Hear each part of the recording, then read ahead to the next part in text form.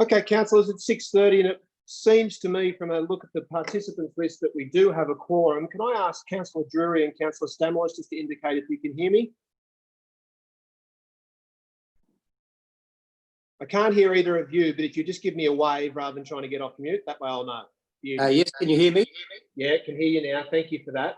I'll begin by acknowledging the traditional owners of the land and paying my respects to their elders, both past and present. I have an apology tonight from Councillor Iskander. I'll move that that be accepted. Is there a seconder for that? Councillor Drury, will you second it? Yes, that's seconded. All those in favour? Councillor Byrne, sorry. I think some of us have received advice from Councillor Porteous that she... I'll come to that in a moment, Councillor. Sorry. Yeah. I'll put the motion for the acceptance of Councillor Iskander's apology. All those in favour, please raise your hands. Against? Declare that carried. I assume it's unanimous. Is there anyone who wishes to be recorded voting against it? No. I've also received correspondence from Councillor Porteous today seeking a leave of absence for the month of September. I'll move that that be accepted. Is there a seconder for that? Councillor Stamos will second that. All those in favour, please raise your hands. All those against, I presume that's carried unanimously. Is there anyone who wishes to be recorded voting against that? Chair, could I just move apologies for Councillor Passis? Councillor Macri is moving an apology for Councillor Passis. I'm happy to second that. All those in favour, please raise your hands. All those against, I presume that's also carried unanimously. Is there anyone who wishes to be recorded voting against it? That has been carried unanimously. We'll move on to the notice of webcasting for the benefit of all of the speakers that we'll hear from the public gallery shortly. We'd like to let you know at the beginning of proceedings that we do record these meetings and they're held on YouTube for posterity. So all of the comments that you make do have legal ramifications, which is important to be aware of. Councillors, are there any disclosures of interest tonight? No disclosures? Excellent. Can I ask everyone to please join me in a moment of quiet contemplation? Chair, can I just ask that... Yes, sorry, Councillor Macri. We remember in our pledge and contemplation, Councillor Passis, the passing of the mother, and Councillor Iskander for the passing of his daughter. Well, we'll deal with that in the condolence motions, Councillor, but I'd prefer that we would move condolence motions when those councillors were in attendance. So I'll move on to the moment of quiet contemplation. I'll ask everyone to please join me in a moment of silence.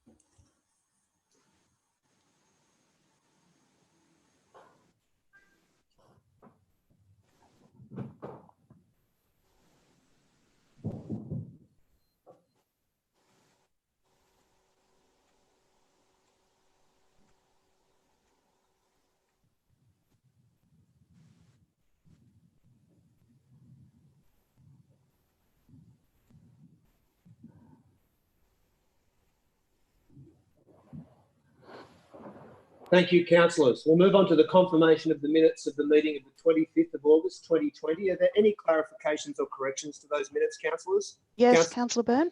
Yes. Item 7, the tree DCP data analysis. Could you indicate for us which page of the business papers your amendment or correction is on? 10 and 11. Thank you. So the foreshadowed motion, the second foreshadowed motion from York to Cruz, I'm recorded as voting for that, but I was against it.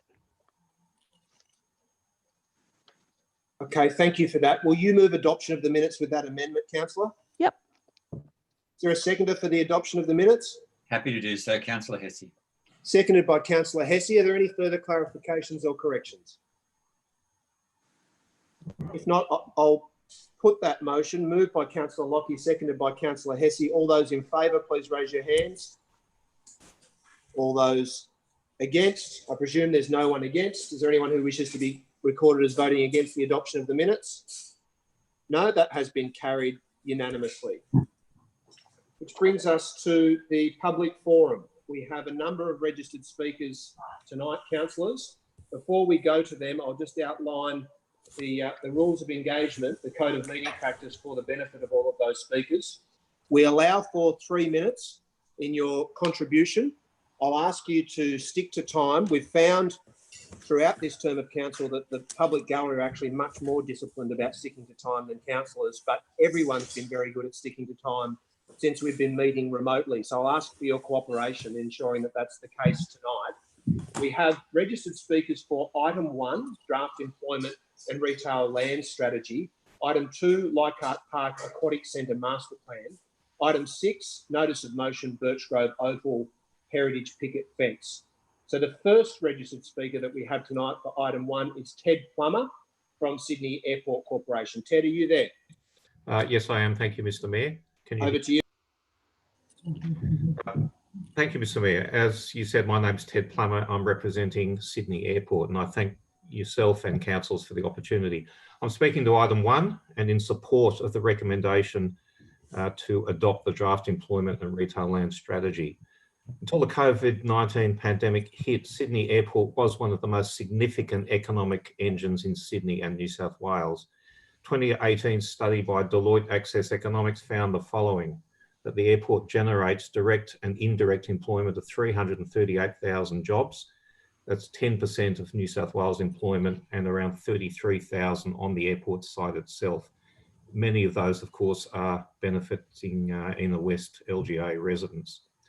The airport generates direct and indirect economic contribution of $38 billion. That's 6.8% of the state economy, 2.2% of the Australian economy. And of course, much of that activity also occurs in the Inner West LGA. Councils would be very aware of the job losses in aviation over recent months. So while I cannot forecast when that economic activity will recover to pre-pandemic levels, we should assume that it eventually will. That means demand for employment lands will return to its previously high levels. So Council's consideration of the draft strategy is therefore timely, relevant, and very important for this reason. Employment lands are needed to support a range of airport and aviation related activities, including air freight and logistics centres and warehousing, maintenance, flight training, flight catering, etc. Now, many of these facilities can and will be located on the airport site itself. At 907 hectares, we are actually very small for an international airport, certainly compared to other capital cities. That means land off the airport in proximity to the airport is very important.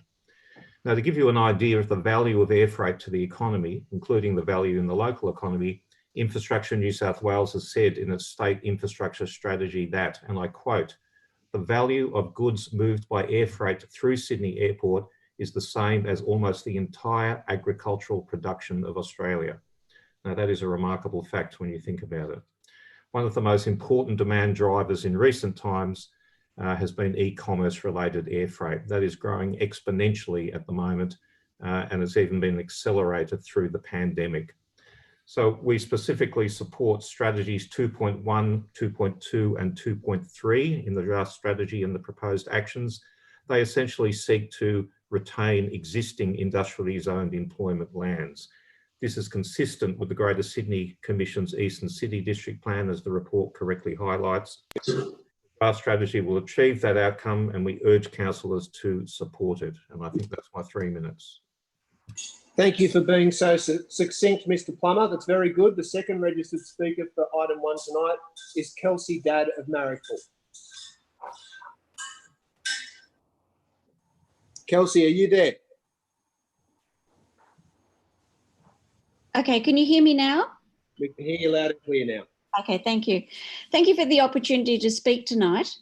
I'm representing Save Marrickville, a community group with over 600 members, and I'm speaking in support of the draft employment and retail land strategy. For some time now, Save Marrickville has been concerned with the continuing loss of industrial land from inner city Sydney and with real estate speculation over remaining factories, pushing out small startups and creative industries. Losing IN1 and IN2 zoned land for uplift and urban renewal places Sydney in a precarious position to support the changing face of employment and the urban services needs of our population, particularly given the unknown future challenges we face due to COVID, which includes shorter supply chains and a renewed need for local manufacturing.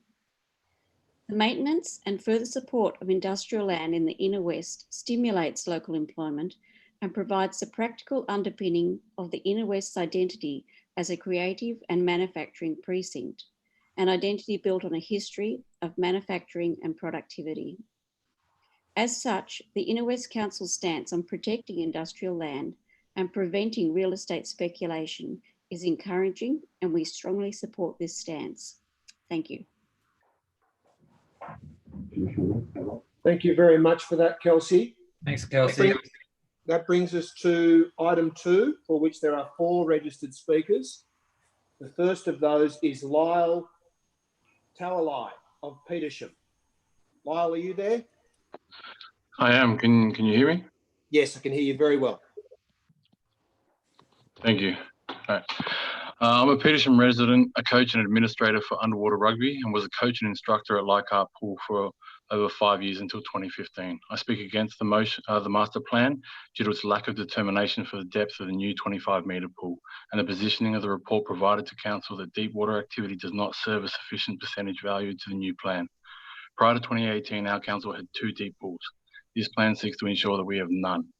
We're calling for one section of one pool in the Inner West to allow for deep water activity, 10 metres long, the same width as the proposed pool, and 3.5 metres deep. Our council is well served for shallow pools. Petersham 25-metre pool, Enmore and Ashfield's 50-metre pool, the proposed 50-metre at Leichhardt are all shallow pools. The 50s all have a movable boom that can quickly create 2 25-metre pools, and that boom can be isolated to have 25 and 50 metres open at the same time. The water polo pool at Ashfield is only 30 centimetres deeper than this 50 metres. Council will have up to 7 25-metre pools, 3 50-metre pools, a water polo pool, 4 program pools, all shallow water, 12 in total and 4 in Leichhardt alone. This doesn't even count the wading and the kids' play pools. We're calling the council to ensure there is not a 13th example of a shallow pool, and instead this last pool have just a single section for deep water activity. The 2% noted for deep water activity over the last 2 years and 500 for underwater rugby is not an accurate representation. By 2017, we brought 3 tournaments to Ashfield of over 300 people those weekends. We're now sharing a single space between aquarobics, junior water polo, 2 underwater rugby clubs that all coordinate around the largest swim squad program in the Inner West that runs squads in that pool 4 p.m. to 7 p.m. every weekday and 9 till lunch on Saturdays. We've shown respect to the shared space and the groups that we share with by moving our space-dominant events an hour away. We have an impeccable safety record and align with the council's vision statement and support community health as an inclusive community-based sports activity. Please do not discount the deep water community who weekly attend the aquatic venues as an expendable minority in favour of designing to a majority that is already catered to 12 times over and 4 times at Leichhardt. The diversity and the vibrancy of the Inner West will be diminished for the future in doing so. With the Inner West 2006 vision statement in mind, our clubs are not-for-profit. Our administration and coaches represent cultures from South America, mainland Europe, the UK, Southeast Asia, and Polynesia. Our linguistic diversity extends to Northeast Asian and Nordic languages.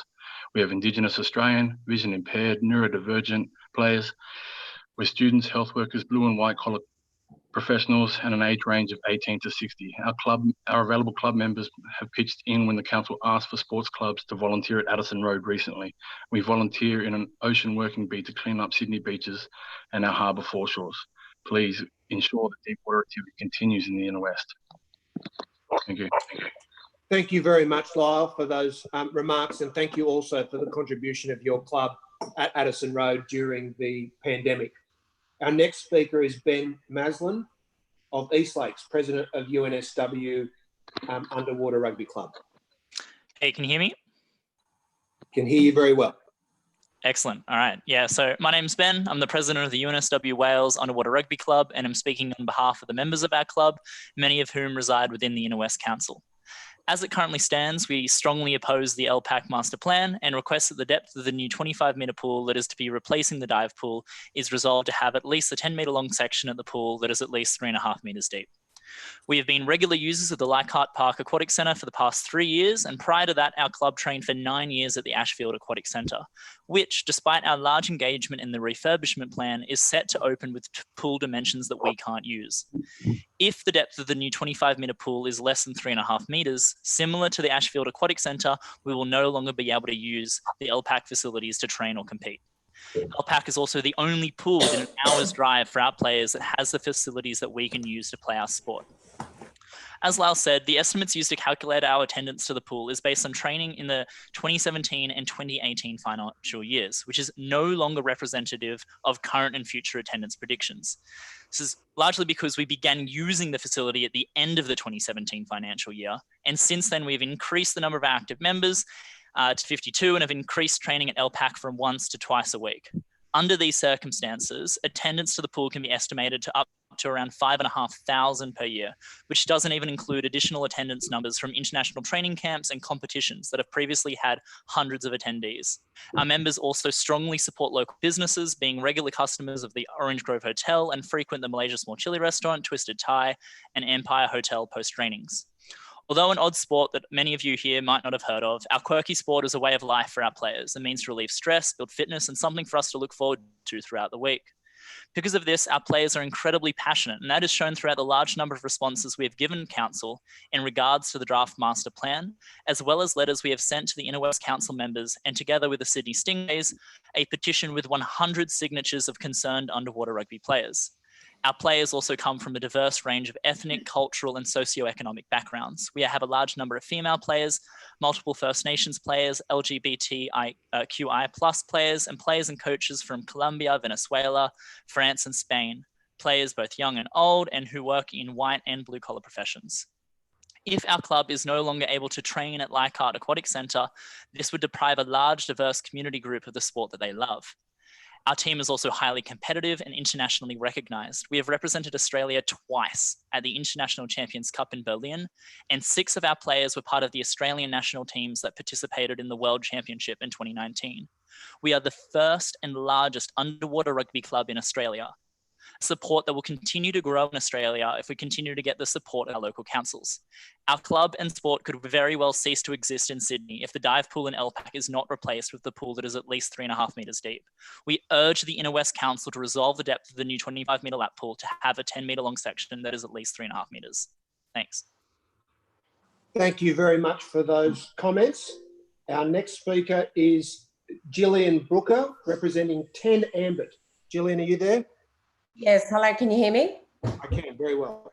Good evening, Mr. Chairman, Mayor, councillors and everyone here. I'm the CEO of Diving New South Wales. I'd like to thank you for this opportunity to speak about the inclusion of diving facilities in the new Leichhardt Aquatic Centre Master Plan. Diving New South Wales has been in corporation since 1972 and has had a number of successful athletes, the Olympic Games, World Championships, Commonwealth Games, and Matthew Mitchell being from Balmain, who is our latest Olympic gold medalist. We've got 14 clubs across New South Wales and including the ACT.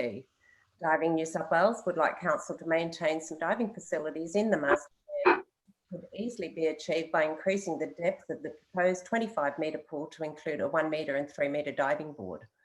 There are many reasons to maintain the diving facilities, which I would like to outline here tonight. As mentioned in our correspondence to Council prior to and including in April 2020, I would like to reiterate some of the benefits. So for 1-metre and 3-metre board, we're included in the plan at a depth of 3.5 metres. For the 1-metre or 3.8 metres, our organisation would be able to foster a profitable school and club program and increase the number of participants coming into the centre. A diving program will provide diversity in the sport. Not everyone's interested in mainstream sports. The health and well-being of all are considered, and diving caters for all age groups in a safe, organised activity. This would involve young school-age children of all ages and even up to older participants. Some of our older participants are in their 80s. The additional depth would also cater for a number of other sports and activities, including underwater rugby, water polo, deep water aerobics, life-saving, just to mention a few. There are a number of schools in the area that will participate in diving and could be part of the School Sport Australia program. Like our public school, Burwood Girls School, Canterbury, Ashfield, just to name a few, plus several private schools within the district. Diving in New South Wales would also include programs for talent identification as a pathway into the New South Wales Institute of Sport Diving program. We have the capacity and resources to train coaches and develop clubs to ensure that the utilisation of the facility is used to its full potential, and we have a safe and impeccable record.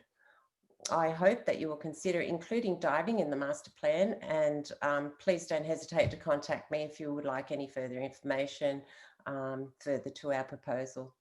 Thank you very much. Thank you very much for that, Gillian. Our last speaker on this item is Warwick Mayer of Birchgrove. Warwick, are you there? I'm here. I'm just making sure you can hear me. Can you hear me? I can hear you well. Excellent. Thank you. Thank you. Sorry. Thank you for the opportunity to speak to Council this evening on this very important matter. I just start by saying my name's Warwick Mayer. I'm a member of the Balmain Water Polo Club and one of the junior coaches for the junior program. I'm also a resident of Birchgrove and use both the aquatic pools for exercise regularly. I'm not in support of the master plan on the basis that it doesn't include a deep water pool for the 25-metre pool as indicated in the master plan. The reason of that is its inadequacy for playing water polo and coaching the many club members that use the pool at the moment. I'd like to point out the data, the quantity of data for to support the argument not for the pool as referenced table 1 in the council report. Just looking at the water polo junior games, the numbers don't feel accurate to me, and I suggest that they're looked at a bit more closely if they're going to be used for any kind of decision. Reason being is that I know that I only coach 3 teams, and we're roughly there 4,500 visits per year just for those 3 teams, and there's obviously numerous other schools and programs and weekend games. So straight away I can tell that the numbers are off, and possibly that is because many of our members actually sign into the pool for squad swimming and then use the pool, the diving pool or for water polo after their squad training, and their parents coordinate on the same night.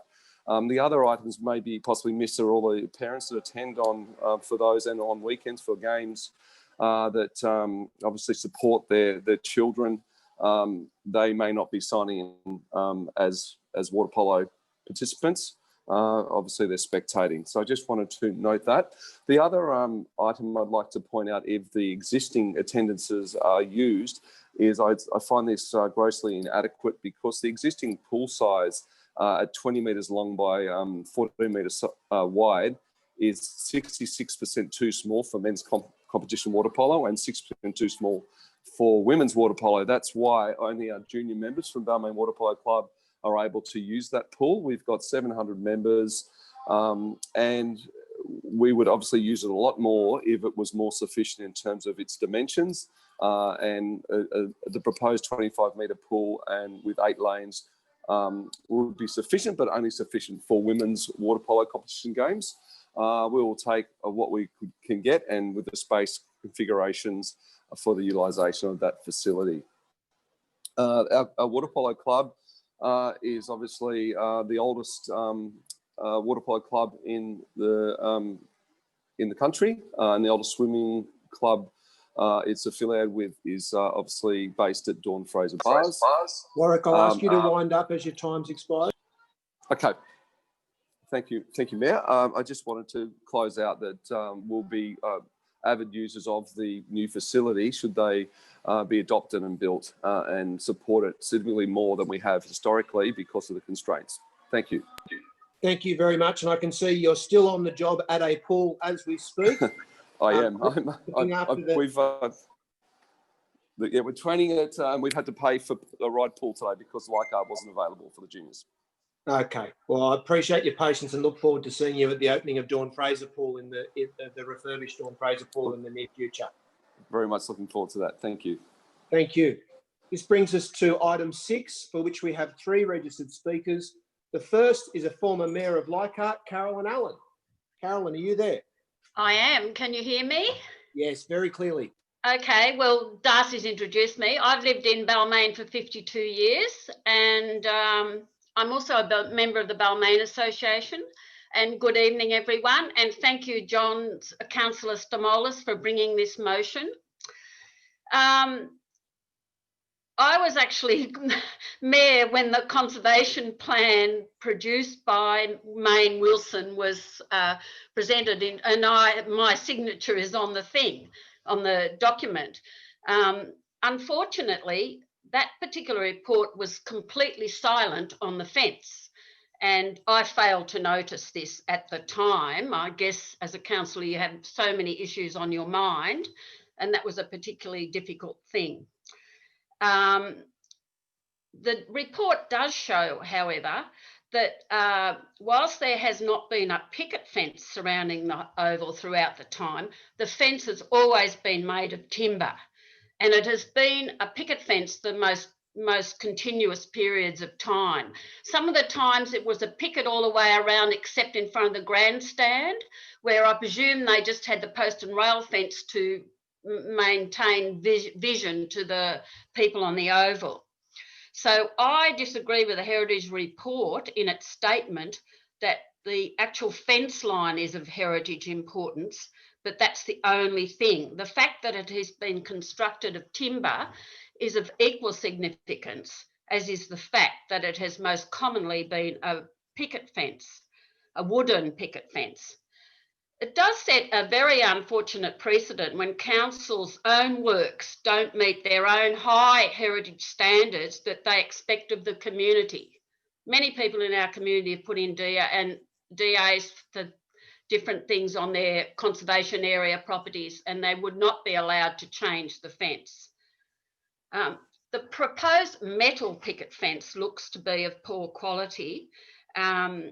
After viewing the prototype at Camperdown, that confirmed, and also at Jubilee Oval. I circulated councillors later this afternoon photos of a similar fence at Jubilee Oval, showing the deterioration in that fence, which was certainly installed after the transfer to the Sydney Council. I spent a few hours trying to see when they let out the contract this afternoon, but I didn't get that far on their website. The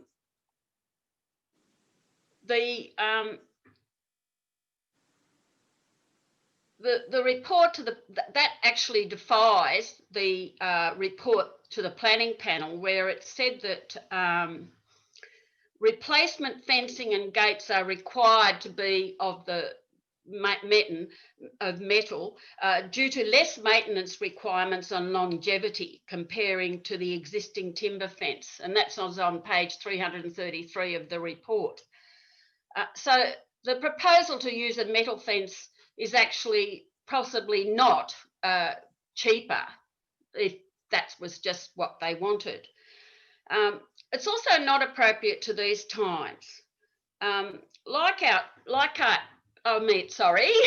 Inner West Council talks about being proactive in environmental. Carolyn, your time's expired. I'll just ask you to wind up, please.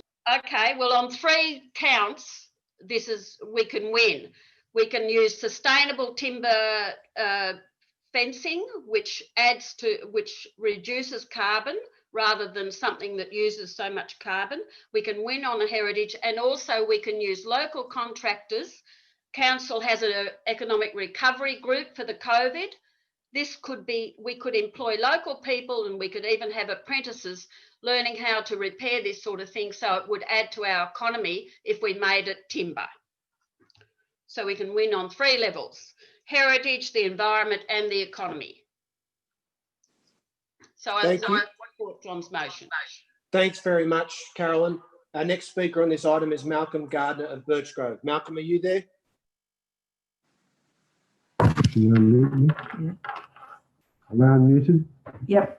You're unmuted, but I can't hear you very clearly. Can you hear me now? Just. Just. How do we adjust the volume? Just go ahead and I'll let you know if we're not hearing you clearly. Councillors, thank you for a chance to speak to you on this very important and unusual matter. We're an external planning panel without any heritage experience agreed to the removal of a council heritage item. I'm speaking as a long-term resident of Birchgrove, a Balmain Association member, a member of ICOMOS, a heritage professional, and a past member of Leichhardt Council's Town Planning Committee from 1970 to amalgamation. Tonight at Observatory Hill, as we speak, there's another meeting in progress, the National Trust Landscape Conservation Committee. On their agenda is Council's proposal to replace the fence on the National Trust listed Birchgrove Oval. I've seen a number of ovals with metal picket fences and a number with timber picket fences. From a distance, the fences seem very similar. The metal fences just seem a little newer or more regular. However, when you approach, the difference is very evident. The metal fence has a manufactured prefab look with shiny, wider space pickets looking like a fake or reproduction. The metal fence just looks wrong. It's like when you see an old cottage reclad in perlin. It looks wrong. The sheets look regular, identical, cheap and fake. It's like comparing a brick house with a brickboard house or a freshly picked flower with plastic flowers. The National Trust would not permit the erection of a metal picket fence on any of their properties. Also in a heritage area, council will not allow residents to change a picket fence to a metal fence, which is under section CD of the heritage controls. Council should also consider the advice your planners gave a pre-DA at DA 2019/150 for replacement of windows, pool fencing and non-complying balcony railings on an unremarkable 70s block of units with similar heritage restrictions in Grove Street, 2 doors from the Oval. Council planners stated, I quote, balustrades must be timber railings, complementary to the existing balustrading details, and any new pool fencing to match the existing. No glass stroke glazing fencing will be supported. If council allows its own heritage picket fence to be removed, how can council enforce other heritage controls? I propose the existing timber picket fence be retained and repaired in long-lasting materials, in hardwood, in the traditional style, with triangular railings, pickets nailed wide and stapled to each rail. Thank you. And I support the motion. Thank you very much for that, Malcolm. Our last registered speaker tonight is Ian Stapleton. Ian, are you there?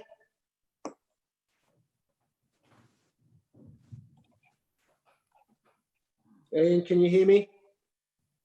Can you hear me now? Yes, I can hear you loud and clear. Right, it's Ian Stapleton. I'm a heritage architect in Sydney. I've been asked to speak by Professor and Mrs. Sullivan, who do a good job looking after a wonderful house at 25 Wharf Road called Wyoming. The other 2 speakers have introduced most of the background. I'll just speak on the appropriateness, if that's a word, of a metal picket fence and a durability issues. I agree with Malcolm's statements that from a distance that it's not apparent, but when you get up close, a metal picket fence will look plastic and wrong. I've seen such a fence at Rushcutters Bay Oval and it looks cheap and nasty. However, it may have been actually more expensive to build than a timber one initially. The hope is that with property managers that these things will be cheaper in the long run, but I know from long experience as a heritage architect that promises of operating on buildings or things so they'll never have to have a maintenance again is just a fallacy. It's really a selling tool for a new product rather than a reality.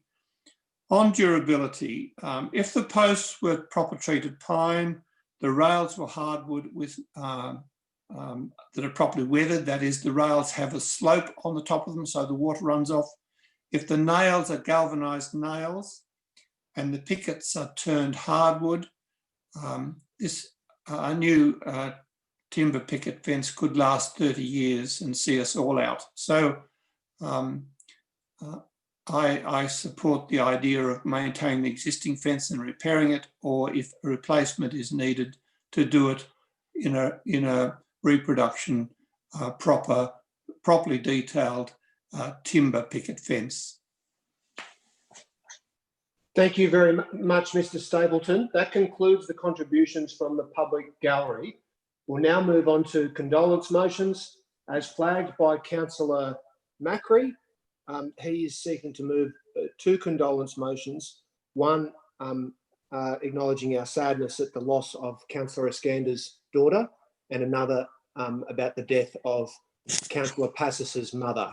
Councillor Macri, did you wish to speak to that? I just wanted people to know that the councillors are not here tonight, are not here for a very, very good reason. And I just want to let them know that they're in our thoughts and in our prayers. That's all. Thank you very much for that, Councillor Macri. I'm very happy to second that motion, and I'm sure you've spoken for all of us. Is there anyone else who wishes to speak to that motion? If not, I'll put that. All those in favour? Against? Declare that carried unanimously. Councillors, there are no tabled mayoral minutes, which brings us to item 1 on the agenda, draft employment and retail land strategy / study. Any discussion, councillors? If no one else is going to move it, I'd like to move it with some amendments. Councillor De Cruz will move the primary motion and seek to move amendments. Over to you, Councillor De Cruz. Yep. Firstly, I'd like to thank Mr. Plummer and Ms. Sasky for coming to speak. It's very useful to get that feedback and that input from them, and that assurance that they value and have had input into this economic strategy. But for my part, I'm very interested in the strategy. I think the Inner West is an economic powerhouse, and as such, we've got quite an impressive selection of range of businesses. I was very impressed when I went into the National Local Government Conference and asked to see a full list of the ABNs of businesses in the Inner West. And when I came back, they said, you've broken the system because there's 60,000 businesses registered in the Inner West. So we filtered it down, and there's a huge diversity of small businesses, which are the backbone of the economy. And I think those are really important. Unfortunately, I don't think we've got much input from them because they're a very difficult area to target. I think we'd also need to acknowledge that that's an area that I think there's very little input into the economic strategy. And that's a really important part, not only for our local economy, but for the economy of the whole of the Inner West. And of course, the other thing is I've just sent those amendments to Catherine now, so hopefully she can put them up. My amendments relate to innovation. As you might know, I'm an IT person. I'm interested in startups. I run my own company. I suppose it's a micro startup, those kind of things. And I think that innovation is really important. We've discussed our proximity to the Ultimo Camperdown research hub, but in addition to research, there's actually the development and of actual products to come out of that. And so incubators and accelerators are really important things to do.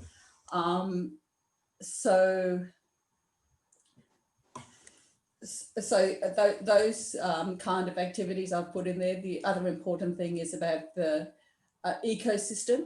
So around the creative industries, it's very exciting to hear today that Genesian Theatre is moving to Rozelle. I think that's a fantastic thing. And of course, it creates an opportunity for people to get an experience of the theatre, but also go to it. And then there's all the subsidiaries to it. And I think quite often we forget that in putting together films, theatre, there's a lot of sound and light, not just the actors and the directors. So I think all of those things are generating employment, and it's really important that we realise that there's a whole ecosystem there.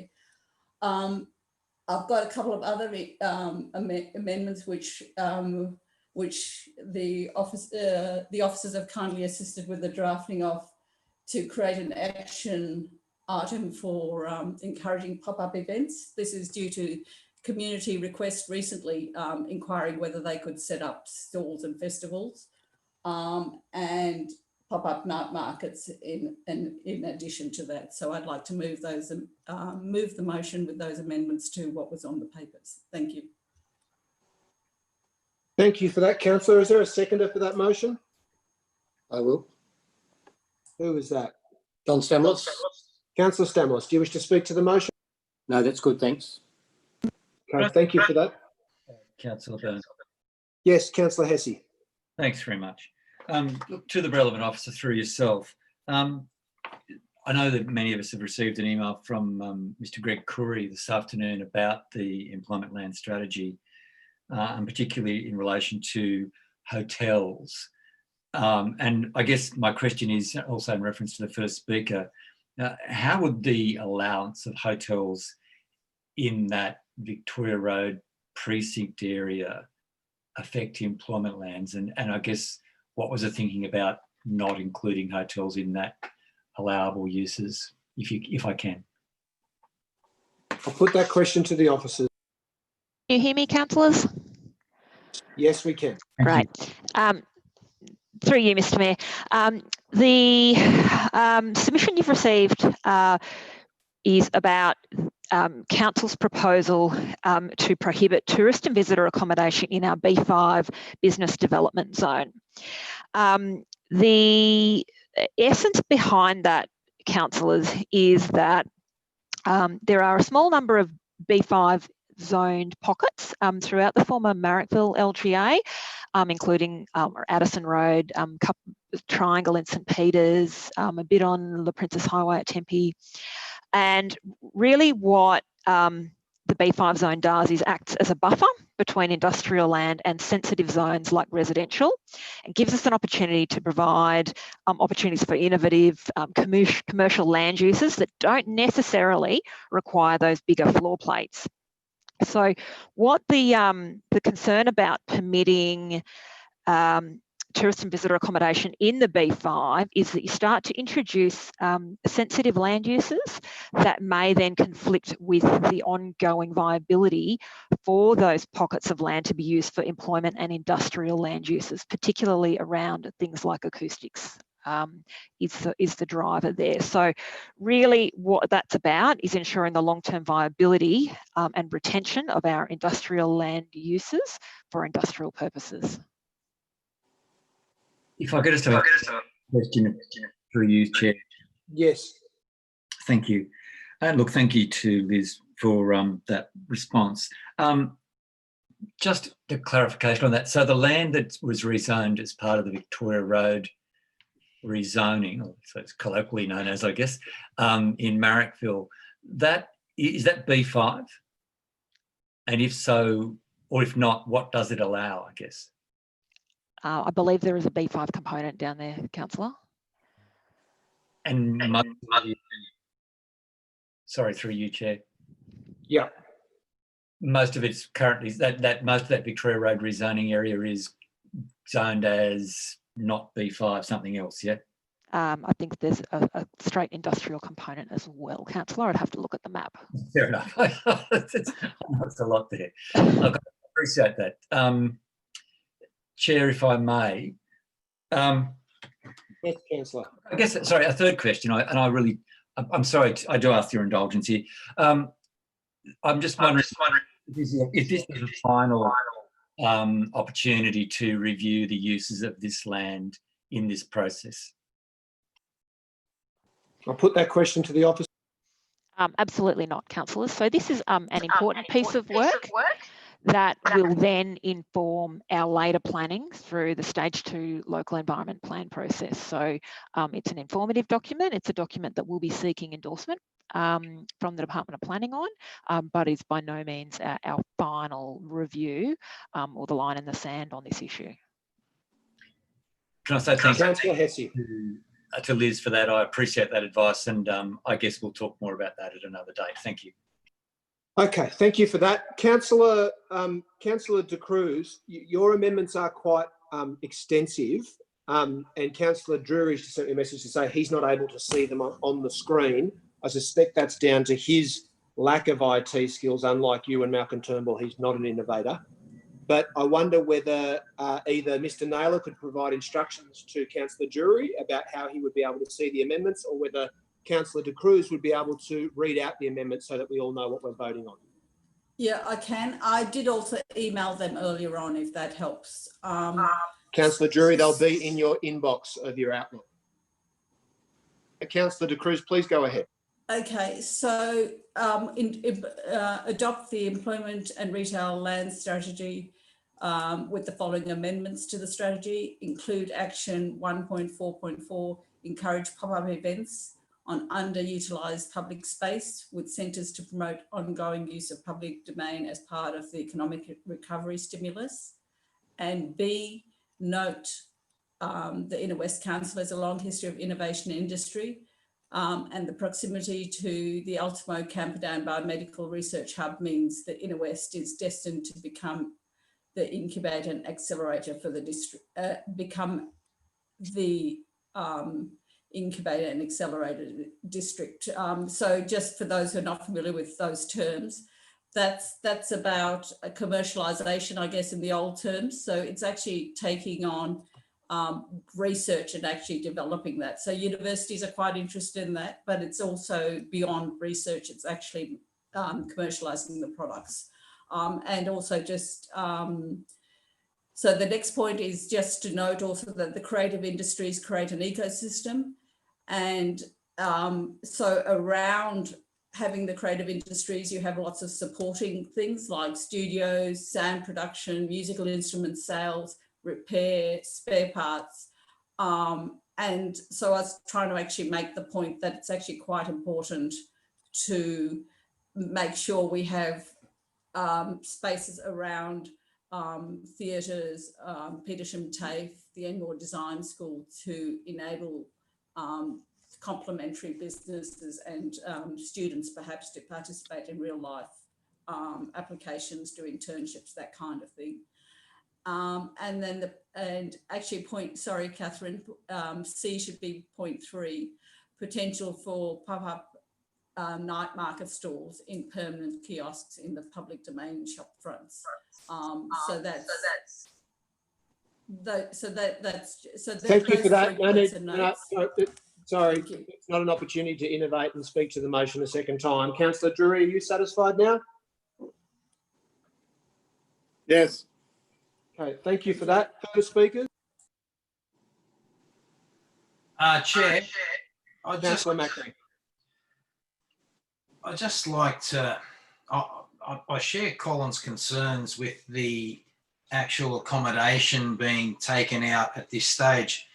If we're going to be a tourist and entertainment precinct, if you're in Melbourne or if you're outside the area and you Google what's there to do in the Inner West and you Google all these great venues like the theatre and all the Camelot and Lazy Bones and we want this creative precinct, then you Google accommodation when you want to get there. If we take this out, then where will the people stay? I'm concerned at this stage of the process, us sort of ruling it out. I prefer to have it sort of left in, and the report says there'll be a further study conducted. I would have thought it would have been better to actually conduct your further study first, and then if it needs to come out, then you actually do it then. I'm just concerned about that, the way that's sort of set up. And it has been there before. And it's about the B5 zones, I presume. But getting access to accommodation, if we're going to rely on the tourist dollar and we're near the airport, well, we should have accommodation. That's all. I'll move to reintroduce that. Sorry, what was that last sentence, Councillor Macri? You're moving what? I'd like to move an amendment that we reintroduce the actual accommodation into the strategy. I'm happy to second that amendment. Yeah. Do you want to provide the wording to the minute takers, please? Okay, I'll do that now. Thank you for that. Further discussion, Councillor? Yes. Sorry, Councillor York. Councillor York. Thank you. I just had a couple of questions actually as well to the relevant officer, to Liz, if I may. Two separate questions. The first is along the vein of Councillor Hessie's last question. I'd just like to understand where there are recommended either rezonings or changes to conditions of zonings in this report, which to be adopted this evening, what would be the process then for implementing those, and particularly where they might be contrary to existing conditions? And my second question is totally unrelated. I just note in the report, and also when reading both the study and the strategy, which is a really significant piece of work, and can I just thank the officers for the really detailed study and interesting work that's in there and interesting ideas. But it is hard to read it in the midst of a global pandemic without coming to the conclusion right away that some of the very significant assumptions that inform the study may no longer be true. So for example, one of the assumptions is that there'll be an increased demand of office space in the inner west. And I think at this point in time, we don't know whether that's the case, and we certainly don't know whether that's the case as it was 6 or 8 or 12 months ago. And similarly, there are assumptions there about the strength and the health of our nighttime economy, which I think right at this point also don't necessarily stand up. So while I think this is clearly a really sound piece of work for pre-COVID times, my question is, how can we appropriately caveat the adoption of this, and also its whether it's on the website or any communication about it, to make it clear that, as it says in the council's report, that there'll need to be further work done and further analysis made, particularly to reassure ourselves that the assumptions that underpin it, which are pretty foundational, still stand up in a post-COVID world. So sorry, forgive that very long question, but they're the two questions that I'd like to ask the officer. I'll put that question to the officer. Through you, Mr. Mayor. So to the first question about next steps, really, from the strategy work, is that this document, the strategy and its recommendations, get included as part of the next stage of the local environmental plan work, the stage 2 LEP work. And that will include the land uses, the zonings themselves, will all be subject to extensive community consultation throughout 2021, and with the vision that it be included as part of the LEP stage 2. That's the process line for how do we, I guess, formalise it. In terms of the COVID situation, certainly we acknowledge, and the report has acknowledged, that a further review will be undertaken of the EARLs when the impacts of COVID-19 on our employment lands are better understood. I think it's fair to say that nobody really has an idea at this point about what the post-COVID world looks like. I think that said, that the principles that underpin the strategy, that being the retention and promotion of our employment and retail generating lands, that will still hold no matter what, in my view. It will be around some of that finer grain detail. So I think the principles are sound. I think the principles are there to get us through to the next stage of the LEP work. Where we might need to come back and look back, as we've suggested, is to the best of our ability next year, come back and review some of the principles that are sitting within that strategy. So I suspect it's a piece of work for 2021, and it's a matter for councillors how you wish to document that. Councillor York. Thank you, Liz. Appreciate that. So would you have a specific recommendation about how we can note that in any council communications? I don't disagree with you that the underlying principle of retaining and protecting employment lands is sound, but I do think it's a 600-page document in its whole with the two pieces, and there's a lot more detail than simply that principle, and the detail in there is, as you've noted, pretty significantly impacted in ways that we may or may not know yet about COVID. So I'm just keen to be clear in adopting it that we're caveating it appropriately and not adopting principles that lock us into a position that just may not be through no fault of anyone other than a pandemic that was thrust upon us, but just may not be the case at this particular point in time. Is there a way that we can caveat it in its presentation? Perhaps just a simple resolution to the effect that Council notes that a further review will be undertaken of the EARLs when the impacts of COVID-19 are better understood. I think from my end, that would cover it and flags with us that it needs a review. Terrific. I'll move that way. Okay, Councillor York will move that amendment. If you could provide that to the minute taker, that would be great. Further discussion, councillors? Can I ask a question through the officers? Councillor Lockie. Just in relation to the amendment tabled by Councillor Macri, I haven't seen the email from Mr. Curry that Councillor Hesse referred to, so I'm not sure of the points that were raised there. But obviously, having read through that study, there were a number of references to short-term accommodation, service departments and so forth, and recommendations attached to the why they were being recommended for some zones, not for others. I just wanted to get a view, ask the officers for a view on whether that amendment can be accommodated without compromising some of the concerns raised in the strategy.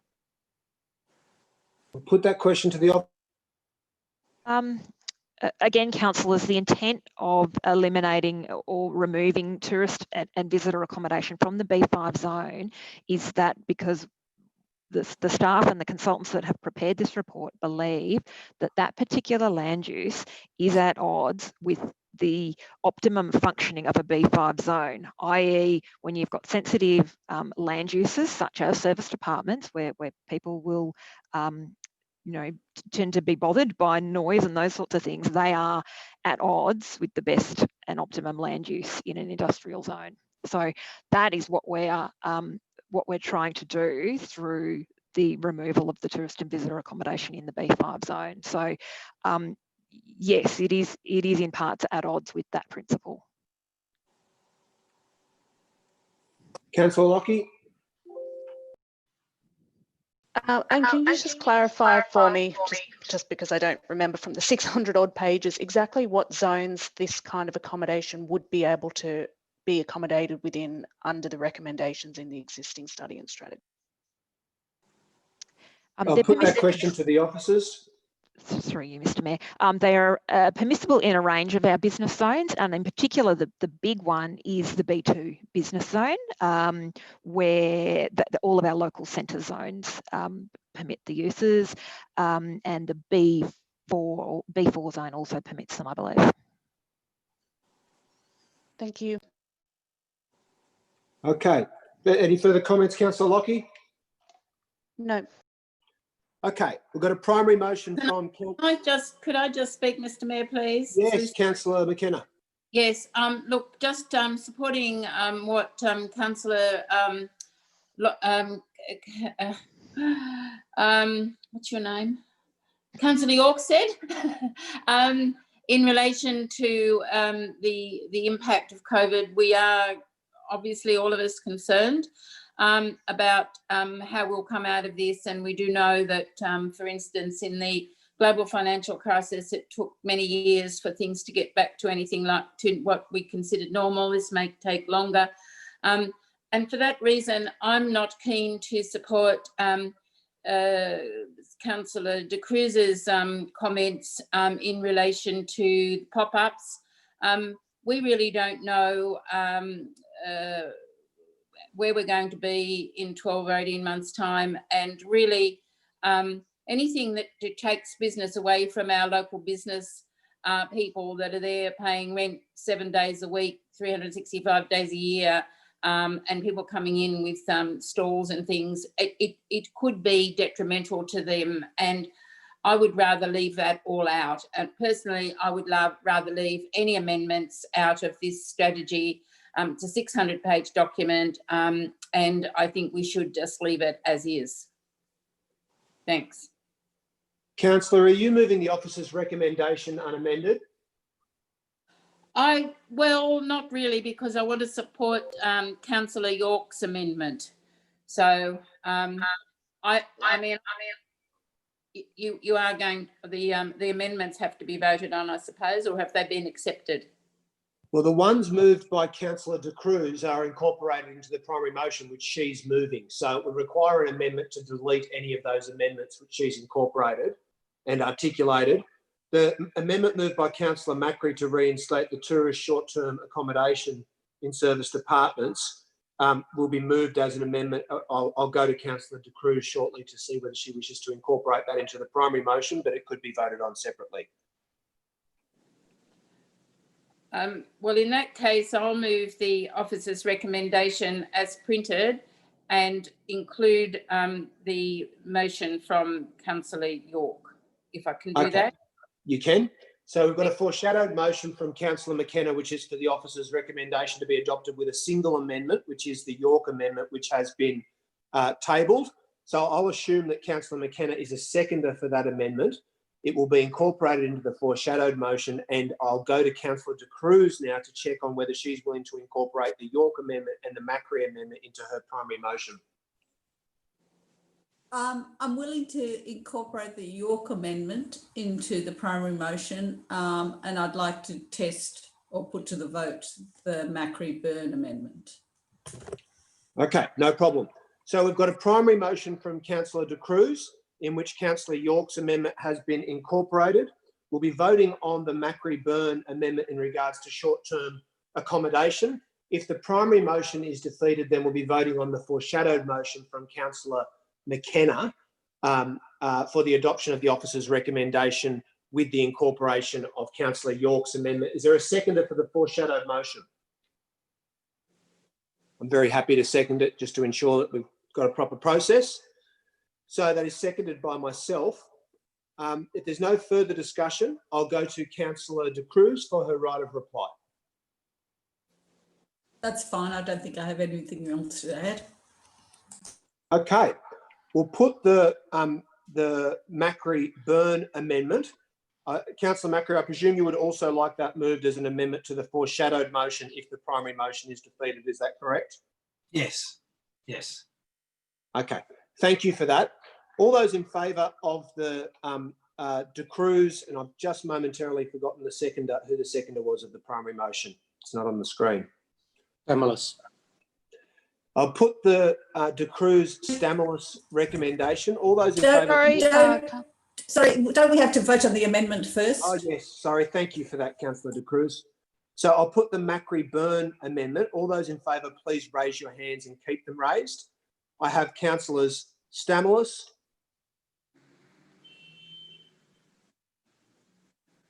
Drury, Macri, Rosidi, and myself. All those against, please raise your hands and keep them raised. Against, we have Councillors McKenna, Lockie, Hesse, York, De Cruz, Steer, Kiat. That has been defeated. I'll now put the primary motion. All those in favour, please raise your hands and keep them raised. I have Councillors Stamoulis, Hesse, De Cruz, Steer, Kiat. Is for the cruise, king of the cruise, mighty cruise ships, cruise. Bloody iPad's picking you up, Darcy. Susie? Okay, that was good. I'll just start that vote again. The Queen of the Cruise. That's what we're calling you from now on, Councillor De Cruz. Okay, all those in favour of the primary motion. It's more than one vote. All those in favour of the primary motion, please raise your hands and keep them raised. I have Councillors Stamoulis, Hesse, De Cruz, Steer, Kiat, and all those against, please raise your hands. I have Councillors McKenna, Lockie, York, Drury, Macri,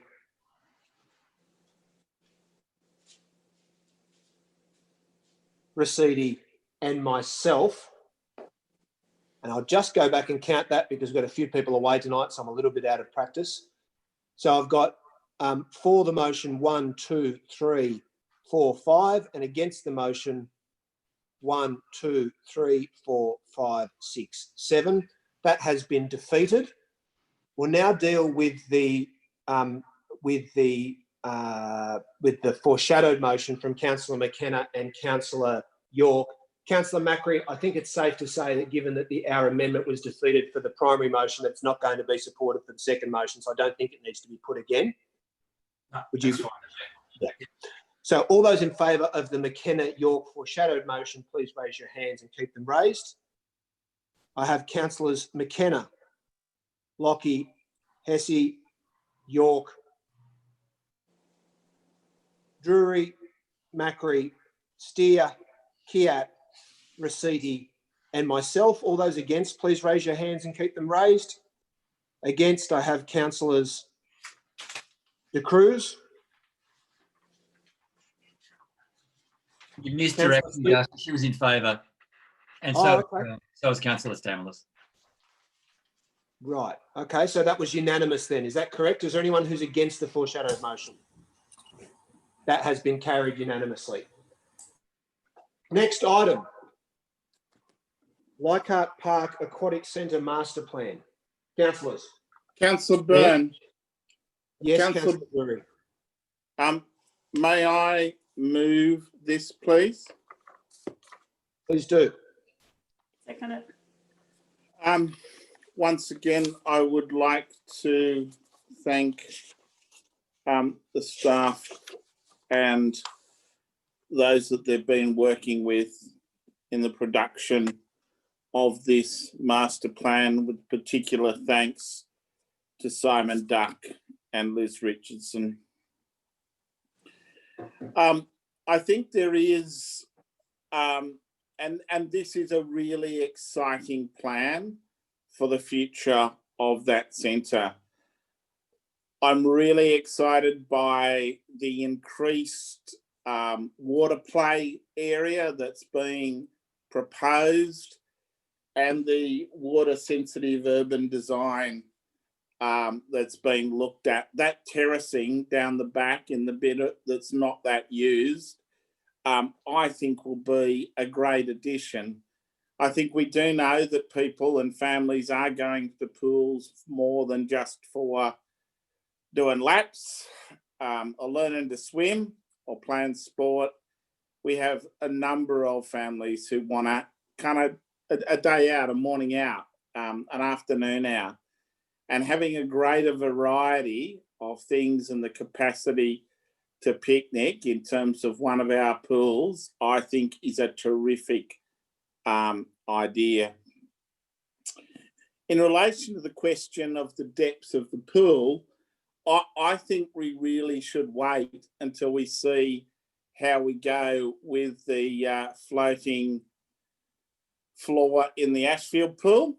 And I think we should come back to that question when we, maybe in a year's time when we know how that works, and maybe we've got some capacity for that sort of mechanism which would allow deep water into the future, but also allow for the floor to come up and for there to be other activities. Obviously, that's expensive, but the truth is all pool stuff is expensive, but we know it is probably the council facility that is most utilised. We have our parks, we have our pools, we have our libraries. These are facilities we provide our community.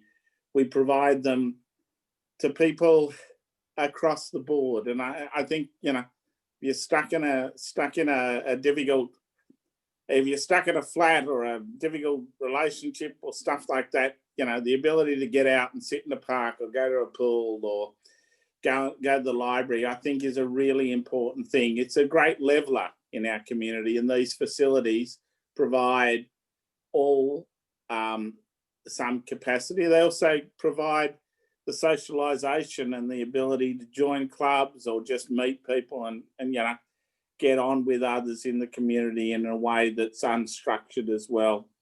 So look, aquatic centres, you know, I love them. You know, I think they're fundamentally important and they're a great facility. I'll flag a Councillor Drury, your time's expired. I'll ask you to conclude your remarks.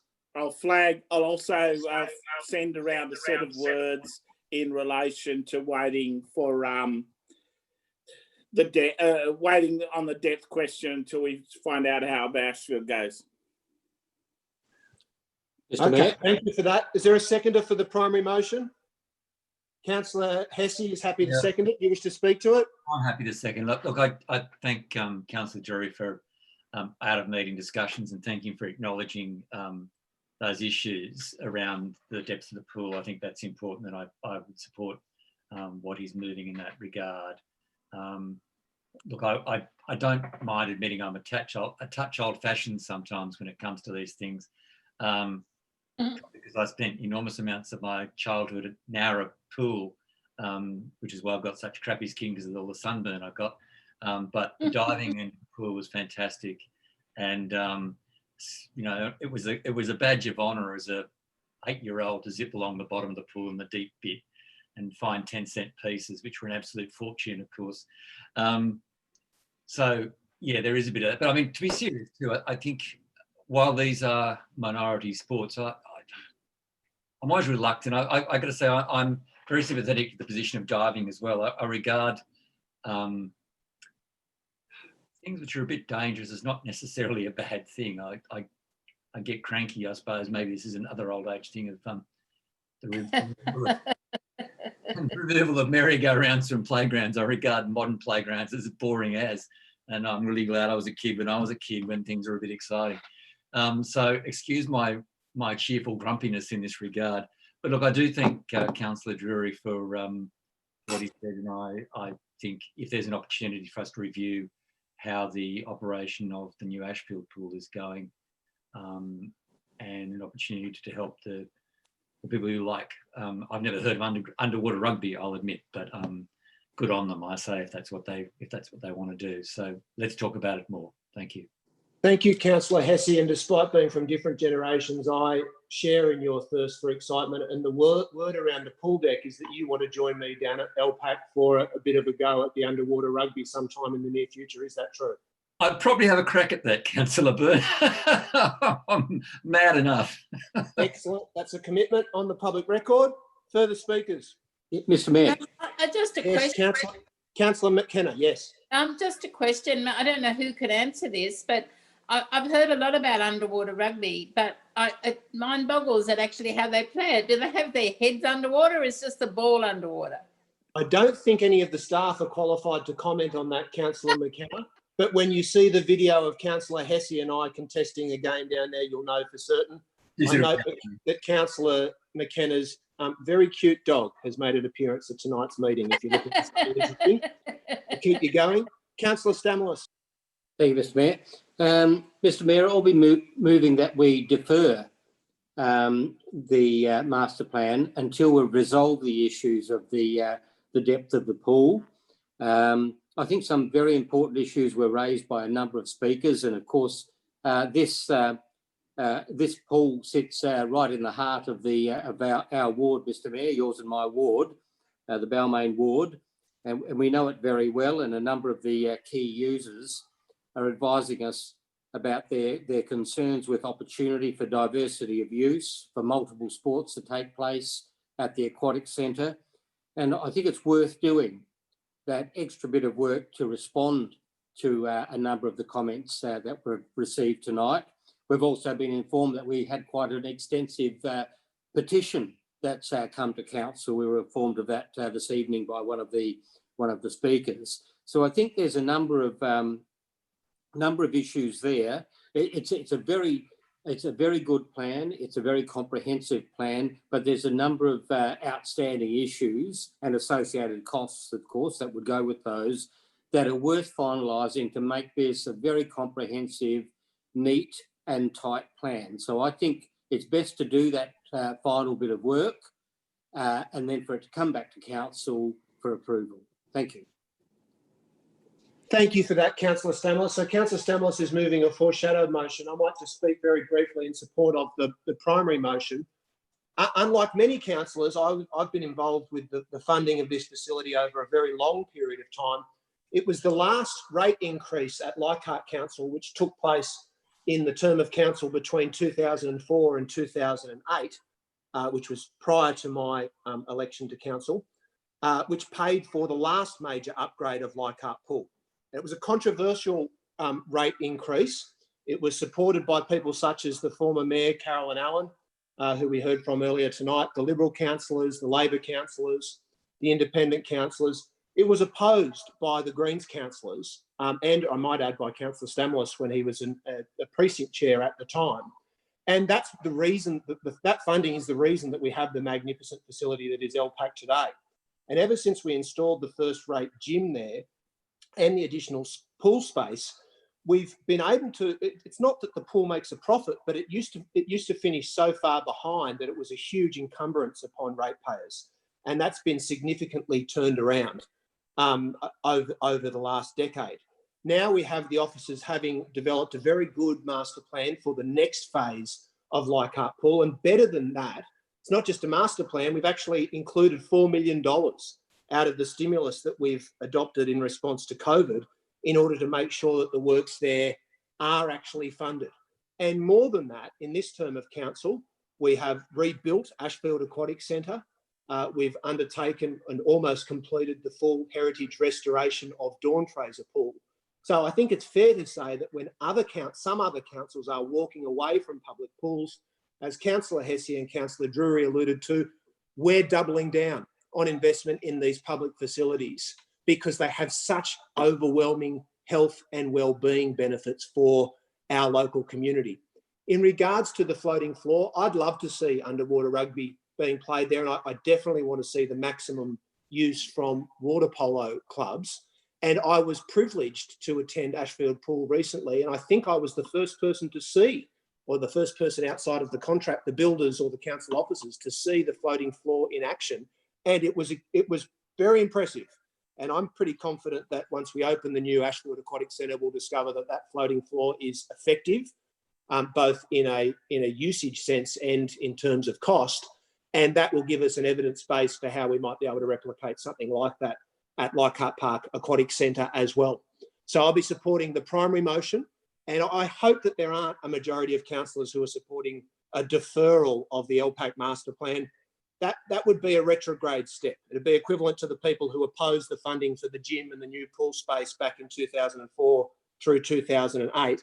We want to improve Leichhardt Pool, not sit on our hands. So I hope all councillors will support the primary motion.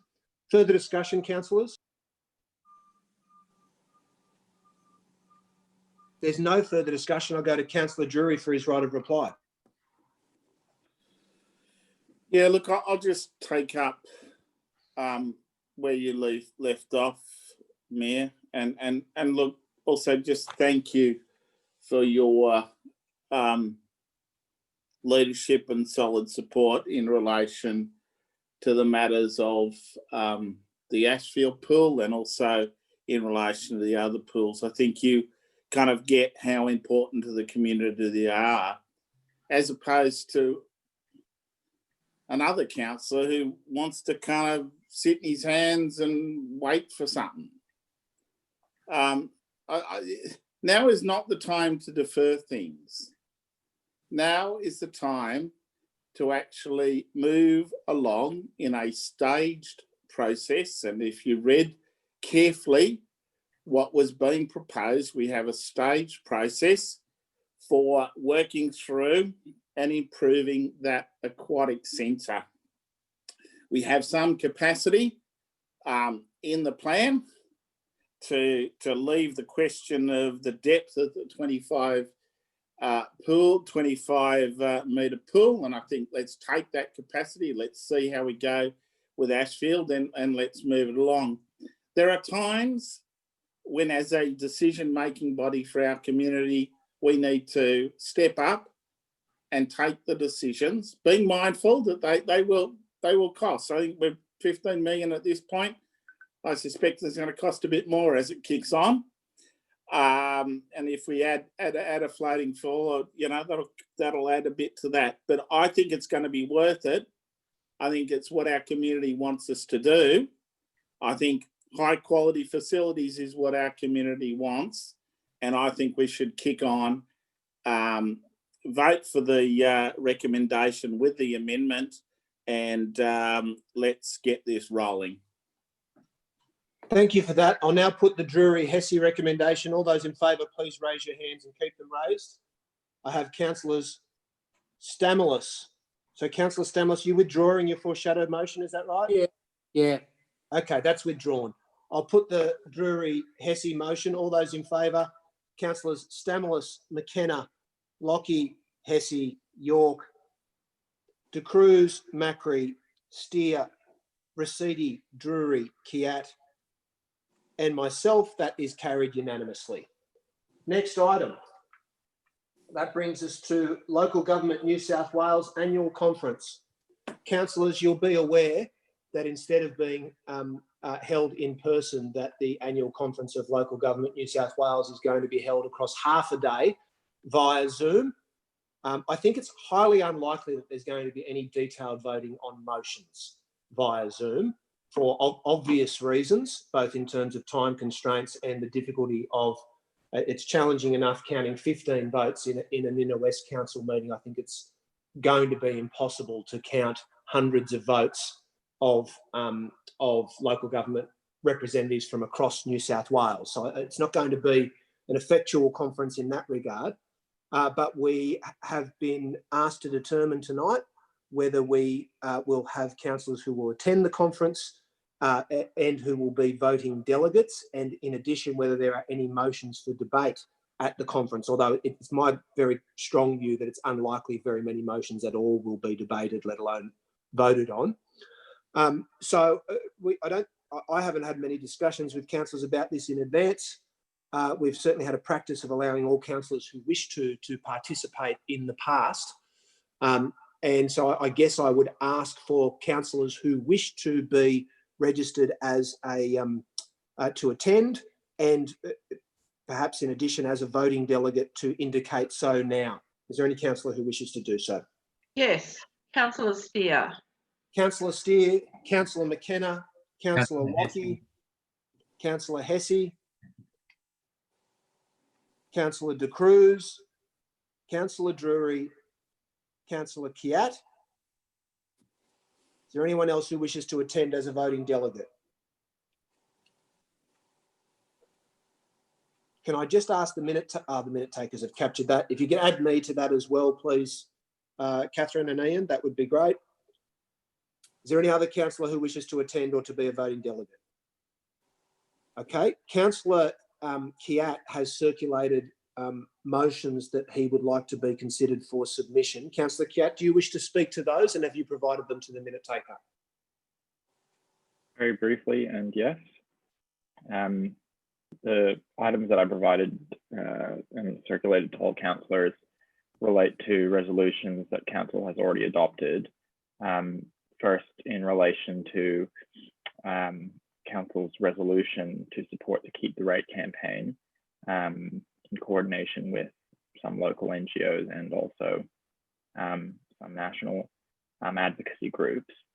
I think that it would be a great progressive step for local government in New South Wales at this time to support the Inner West call on the Commonwealth Government to permanently retain the increase to the job seeker rate or New Start.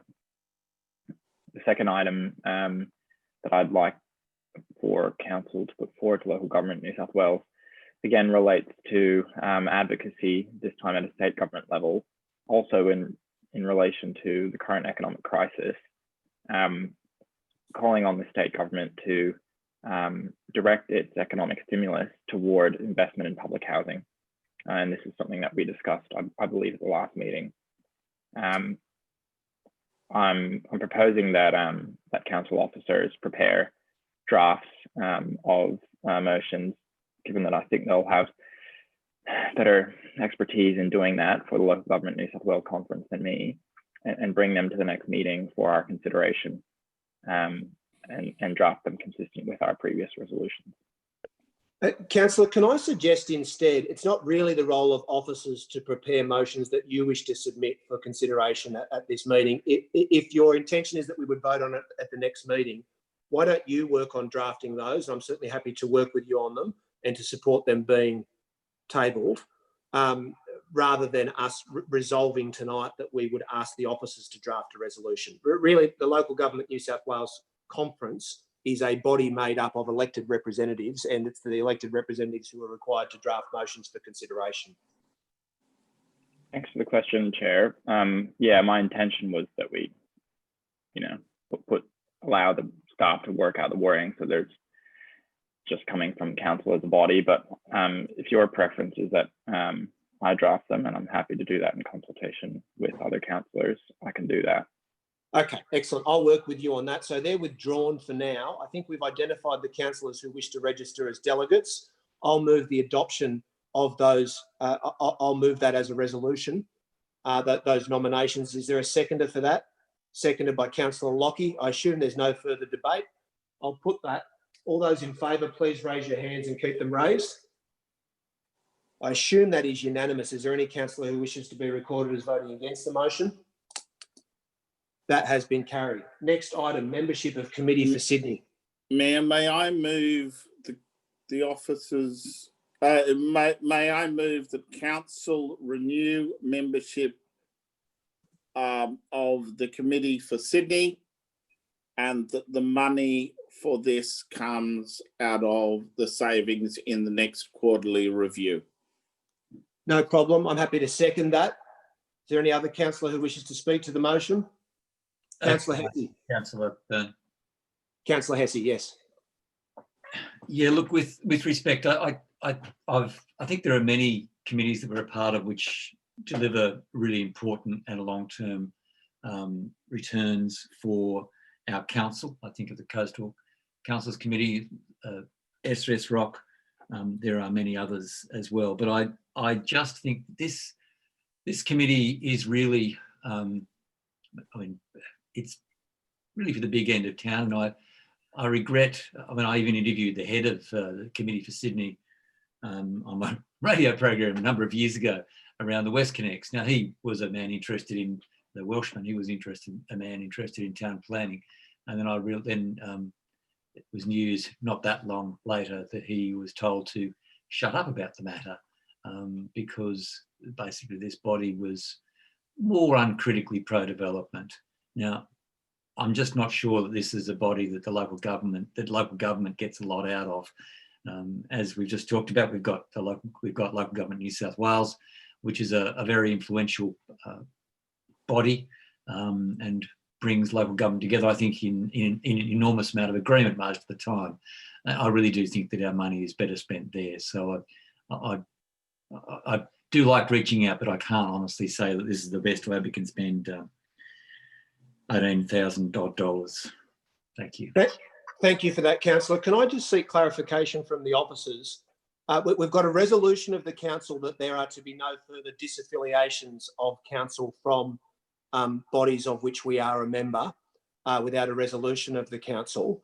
And subsequent to us adopting that resolution, which was in relation to us not having paid fees to Local Government New South Wales, I believe, there's been a number of items brought forward in which council's having to vote on whether to continue membership in an organisation. Could I just get an idea of whether there are further organisational memberships which are going to be proposed for consideration to discontinue membership of through further council reports, or have we now got through that list?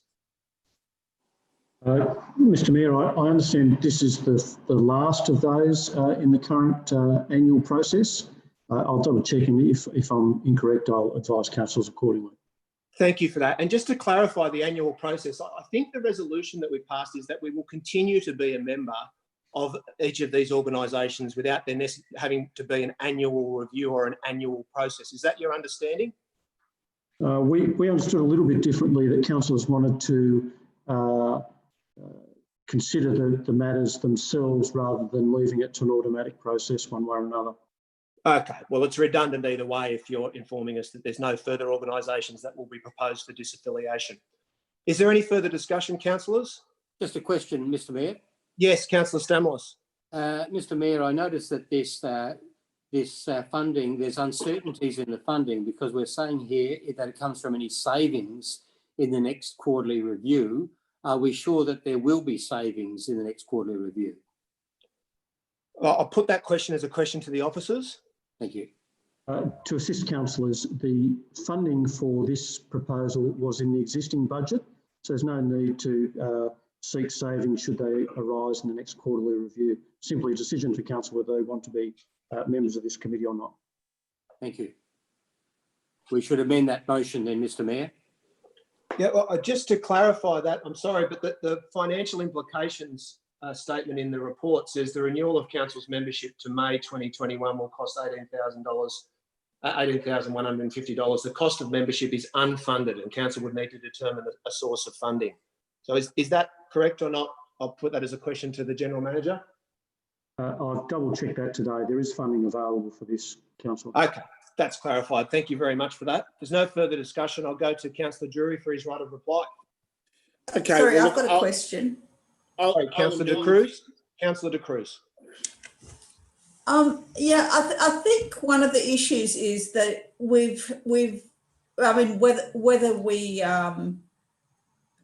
whether we automatically rejoin these things or not rejoin them and they come to council for review. I think it would be a better process if the full list came at the budget review to say these are the committees that are proposed in this budget. And then, I mean, for example, if we reject this, there's basically $18,000 available for other point of order, Mayor. functions. I don't believe this is in fact a question. No, it's not so far. Councillor De Cruz, do you have a question? So my question to, so we've just actually understood that if we don't approve this, that means that there's $18,000 now available. So my question to the officers is how much is the budget for all of the groups we belong to?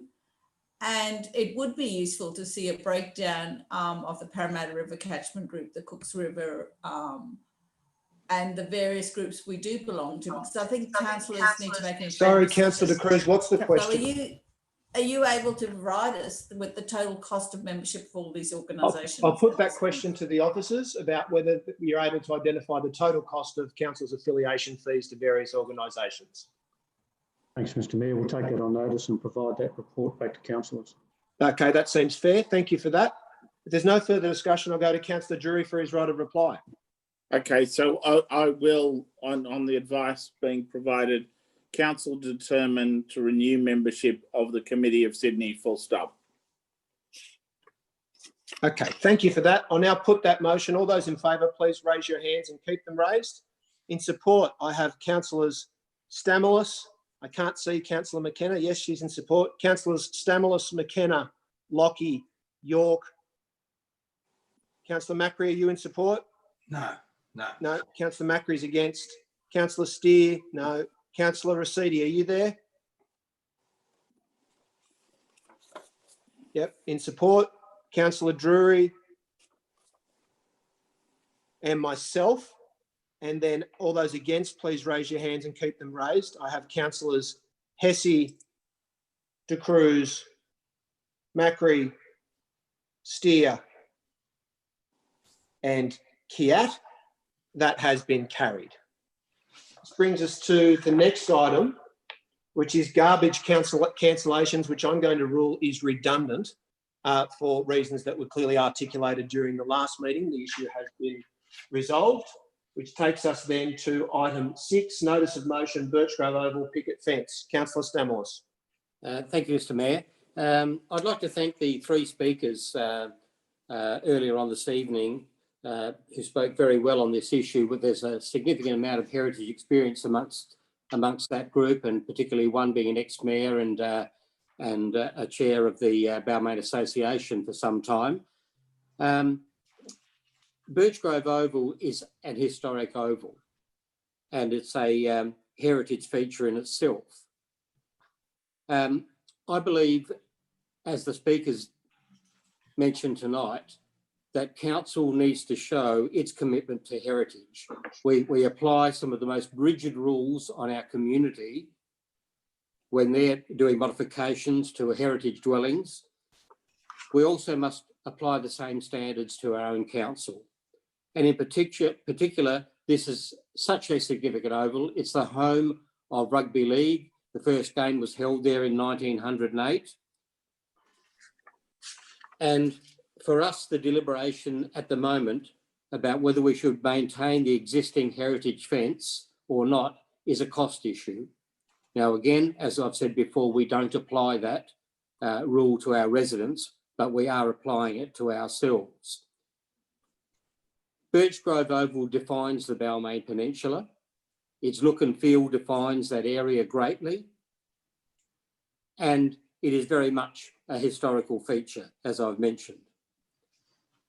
And additionally, this is a statement for the Inner West. It's one of the fields that's part of the greater Inner West Council. And I'm sure that residents from Ashfield to Marrickville to Dulwich Hill to Stanmore would be very proud of having a heritage oval of this nature in their municipality. And particularly over time, when the Inner West Council grows into a unified body, it will see areas of this as cherished heritage. So I'm hoping that my notice of motion, which I've slightly changed there, that council, that motion has been changed. I sent that through. Can I just ask Mr. Naylor if he's received the that motion? I'll put that question to Mr. Naylor. Yes, we're just putting it up onto the screen now. Just received it. Thank you for that. Please continue, Councillor Stamoulis. Sure. So my notice of motion has been changed to council seeking a new wooden fence or repairs to the existing fence.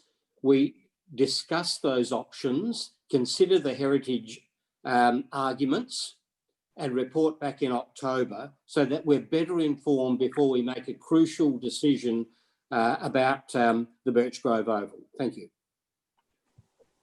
Thank you for that. Is there a seconder for the motion? Yep, I'm happy to second the motion. Do you wish to speak to it? Yes, I'd like to thank the three speakers who came tonight, Carolyn Allen, Ian Stapleton and Malcolm Gardner, and the knowledge and history they shared about this site, and also informed us about the lifespan of the metal in any event, and also the quality of that metal, and raising the important points about the skills and the heritage value intrinsic in putting in a wooden fence there. So for all those reasons, I'm very happy to second this motion, and I'm glad that Councillor Stamoulis has modified it to actually discuss repairs and maintenance, because I think there's a sustainability issue here that materials have a long, do have a long time frame, long lifespan, and you can just chuck out an old fence because it's cheaper or quicker. And we lose a lot of skills in how to repair things and how to make things sustainable. And particularly since this is actually on the foreshore, I think proposing a metal fence at that location, we can't really expect a 50-year lifespan on powdered metal, powdered steel, because it just doesn't happen. So I think that discussing a long lifespan is not realistic. I mean, it'll be interesting to see when the fence was last repaired, and I think it would be preferable if we could actually repair it than replace it, because the materials, if it is the original wooden fence, it would be hardwood, as was suggested earlier, which may well be prohibitive, but it would be great if we could move to hardwood, as that would have a much longer lifespan, and the other materials that were also discussed by the officers. I think one concern I do have was the question raised with the quality of the heritage report presented to the planning panel. Can the officers answer the questions about the heritage issues and the value, and why it was discounted and felt that the metal fence was sufficient, through the chair? I put that question to the officers. Thank you, Mr. Chair. Council engaged a consultant to prepare a heritage impact statement which accompanied the development application. That heritage impact statement concluded that the proposed works were considered sympathetic to replace the existing fence, and they would have the appearance of fencing that's been used at other heritage listed parks in the LGA. And it also concluded that there were no adverse heritage impacts found as a result of the proposed works. Thank you for that, Councillor De Cruz. Thank you. That's okay. Thank you. Okay, further discussion, councillors. Councillor Byrne. Yes, Councillor McKenna. Well, this end of the LGA, we do have a heritage park called Pratton Park, and it does have a metal fence, and it's had one for some time. I think it's functioning and working very well. When you stand back, where one doesn't normally go down and examine the fence, when you stand back from the fence, from when you're at a football match or a cricket match, it looks perfect. I also believe the same sort of fence is on, not in our LGA, but a magnificent ground at Des Moines Oval. So there's certainly the metal fences have certainly been well used on these parks, and I do believe they will last a lot longer than a timber fence, and the cost does need to be considered, and I'm happy to support the use of the metal fence. Thank you for that. Is there any further discussion, councillors? If not, I'll go. Chair, yeah, I'd like to say something. Yes, Councillor Macri. I am a little bit torn in this debate because I can see the point of the timber fence, but I'm also a very pragmatic, practical person. And the substitute fence, if it's got a longer jeopardy, delivers the same outcome, I can accept that. But the argument that I can't accept is that our Heritage Department will enforce strict heritage controls on our residents and make them pay overs for simple things. So if we're prepared to actually now relax those controls for everyone, I'm happy to go with the flow.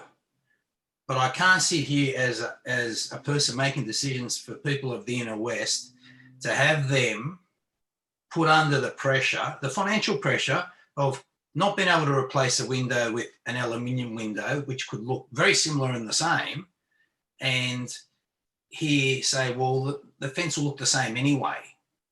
So I'll be supporting the motion only to keep, I believe, the integrity of the council, even though I do support what has been done by staff. I think it's the normal way of doing things, but it's not when you're a resident in the inner west, in a heritage conservation area, or in a heritage, or in a house that's a heritage item, and this is a heritage oval.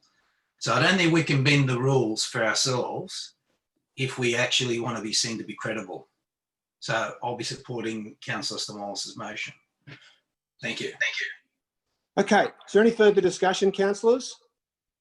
If not, I'll go to Councillor Stamos. I have a quick question through the chair. Yeah, Councillor Kiat. It's very, I suppose it wasn't really addressed in the motion or the background or the staff comments, but hopefully I can get an indicative answer. Just want to know whether generally when we're considering different types of construction materials, whether we consider the climate impact in terms of greenhouse gas emissions, and whether that was considered in this case. I'll put that question to the officers. Through the chair, yes, that is considered as part of any procurement process. So our procurement policy says that we have to take into consideration environmental factors. So longevity plus environmental factors were all taken into consideration. Okay, Councillor Kiat. That's all. Thanks. Okay, if there's no further discussion, I'll go to Councillor Stamoulis for his right of reply. Well, thank you, Mr. Mayor. As we've just heard, we've got very significant discussions here about heritage. We've got discussions about environment. We have a wooden fence that satisfies environmental and sustainability outcomes. So I think we also need to consider the definition of public heritage. And similarly, metal fences are not indestructible, as we have seen in the photos tonight sent by ex-Mayor Carolyn Allen. They rust, they chip, they need repainting, they have dents in it, especially when a cricket ball hits.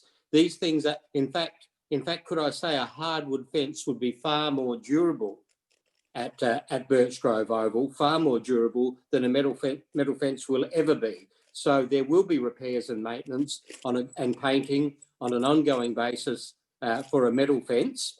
So I'm thinking probably the end result of that repairs and maintenance probably won't amount to much difference anyway, but I'll leave it to the vote. Thank you. Okay, thank you for that. All those in favour of the Stamoulis resolution, please raise your hands and keep them raised. I have Councillors Stamoulis, Hesse, De Cruz, Macri, Steer, Racidi, Kiat. Councillor Lockyer, I can't see you at the moment. Councillor Lockyer, are you there? Councillor Lockyer is absent. So I'll just count that again. I'll ask you to raise your hands again. Sorry, I just got a little bit lost. I've got in support Councillors Stamoulis, Hesse, De Cruz, Macri, Steer, Racidi, Kiat, and myself. That is 8 votes. All those against, please raise your hands and keep them raised. We have Councillors McKenna, York, and Drury. That has been carried. Next item. That brings us to nurseries opening dates. Councillor Stamoulis.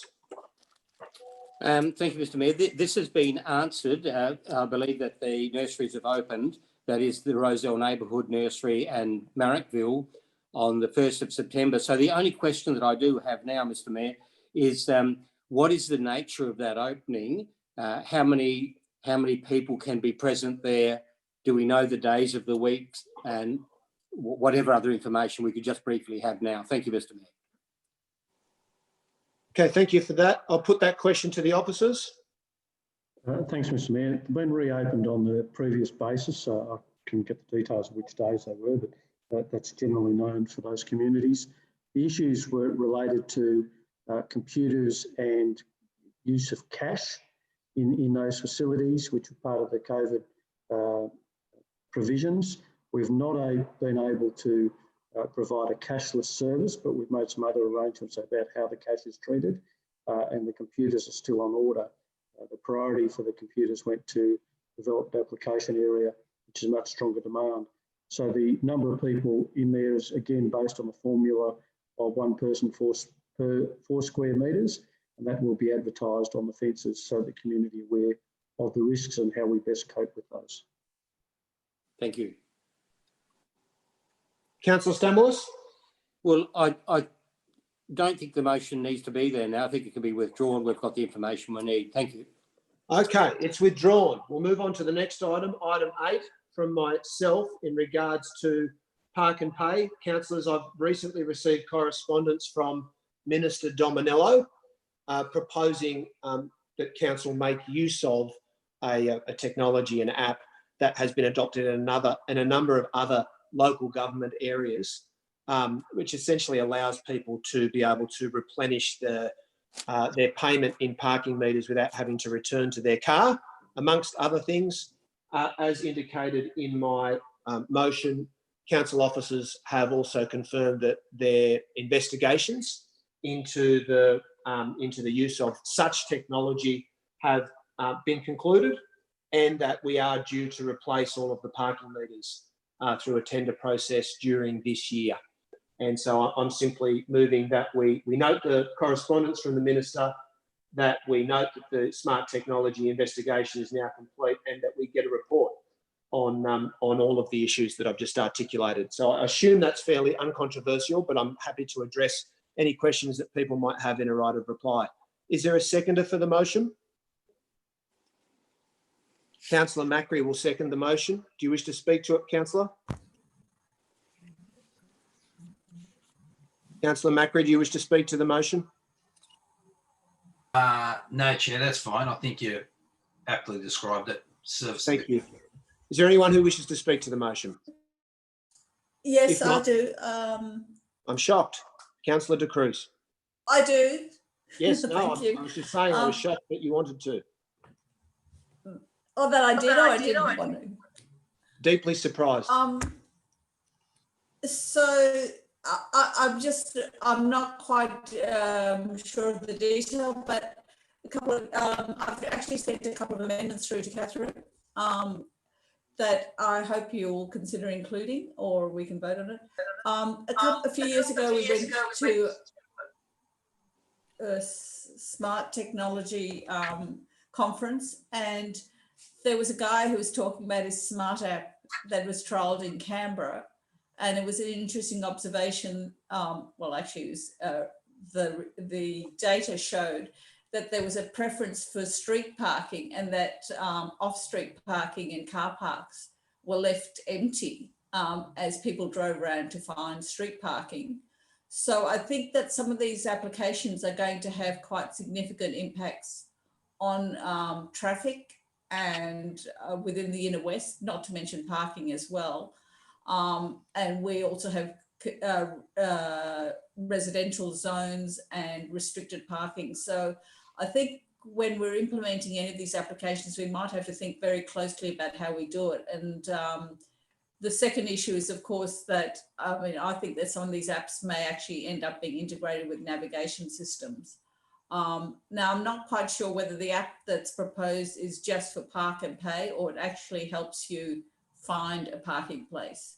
So anyway, these are kind of a couple of points, I suppose, really for officers to consider in preparing tenders and considering tenders.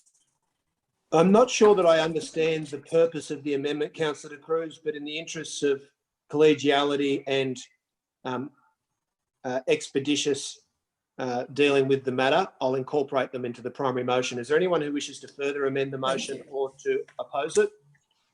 If not, I'll put that. All those in favour, please raise your hands and keep them raised. I have in support Councillors Stamoulis, McKenna, Hesse, York, De Cruz, Macri, Steer. Councillor Raciti is absent. Councillor Drury, Lockie, Kiat, and myself are all in support. That has been carried unanimously. Next item. Councillors, that brings us to the solar EOI. I think the motion is self-explanatory, so I'll refrain from speaking to it. Councillor York is the seconder. Councillor, do you wish to speak to it? I think it's pretty self-explanatory. Just to remind councillors that that council issued that EOI about 6 months ago. We've since had a briefing note noting some of those responses, but I'm pretty interested to understand more about about those responses and to learn. I think the EOI process was a really smart way to reach out into the community to find some new solutions to some of the challenges that we've got for solar penetration in the inner west. I thought it was a really smart way of doing that, and I would love the opportunity to learn more about what's come out of that process, and I assumed other councillors would be similarly interested. So hence the notice of motion. Thank you for that, councillor. Is there any councillor who wishes to amend the motion or to oppose it? If not, I'll put that. All those in favour, please raise your hands. I'm going to presume that that is unanimous. Is there anyone who wishes to be recorded voting against the motion? That has been carried. Next item, WestConnex satellite imagery. Again, I think the background and the resolution itself are self-explanatory, although I recognise that I don't pretend to be an expert in satellite imagery. So I've had to ask some questions myself in order to understand the usefulness of the technology. So I'm very happy to address any questions that people might have in a right of reply. Is there a seconder for the motion? I'll second, Councillor Lockie. Seconded by Councillor Lockie. Do you wish to speak to it? Only to say that I think it, considering it's a nominal fee, I share your expertise or lack thereof when it comes to the intricacies of satellite imagery, but certainly it's some of the reporting that we've seen around how the ground movements around WestConnex, the WestConnex project, would indicate that it would be prudent for council to be able to access such data to be able to assess whether there could be impact on our considerable property holdings across the inner west. So thank you for bringing this motion. No problem. If there's no one who wishes to amend it or to speak against it, I'll put the motion. All those in favour, please raise your hands. I'm going to presume that that is unanimous. Is there anyone who's against the motion? That has been carried. Councillors, will now be moving into confidential session. And so, yes, Councillor Stamos. Can I just briefly say something on item 11? I would like to thank the staff for that report on cladding. It is a very, very informative and very comprehensive report, and well done. Thank you. Thanks, Councillor. I'll now move that we move into confidential session, seconded by Councillor McKenna. All those in favour, against, declare that carried. We'll now pause the meeting for a couple of minutes while the officers are able to adjust the accessibility of the meeting.